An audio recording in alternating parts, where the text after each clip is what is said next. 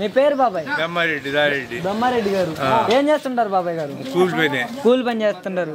ఏంటి మరి ఈసారి ఏ గవర్నమెంట్ వస్తుంది అనుకుంటున్నారు మీ అంచనా ప్రకారం? వైఎస్ఆర్. ఎందుకని జగన్ గారు వస్తారు అనుకుంటున్నారు? ఎందుకంటే మా మంచి పనులు చేస్తాడు కాబట్టి. ఏం చేస్తున్నాడు బాబాయ్ గారు జగన్ వచ్చాక? సౌకర్యాలన్నీ చేస్తుండు. జగన్ వచ్చిన తర్వాత ప్రజల్ని పట్టించుకోవట్లేదు అంటున్నారు. చంద్రబాబు అంటున్నాడు. అంటానికి వచ్చా చేసిండు మంచి పనులు ఏం చేసిండు? గతంలో చంద్రబాబు నాయుడు గారు ఇచ్చిన పథకాలు ఇప్పుడు పేర్లు మార్చేస్తున్నాడు అంట జగన్. అంత లేదు, అన్ని మా మంచి చేస్తుండ్రు.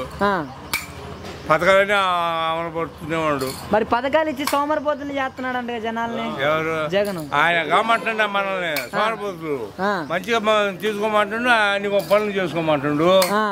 అది మరి చంద్రబాబు వస్తే వీటికంటే ఎక్కువ పథకాలు ఇస్తా అంటున్నాడు.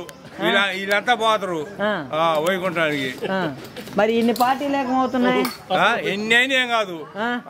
భయపడుతున్నాడు అంట జగన్. ఎవరు అన్నది? చంద్రబాబుని పవన్ కళ్యాణ్ చూసి లేదు. వాళ్ళిద్దరు వాళ్ళు నలుగురు కలిసినా ఏ అవ్వదు. మరి నారా లోకేష్ పరిస్థితి ఏంటి? ఆయన పప్పు తింటే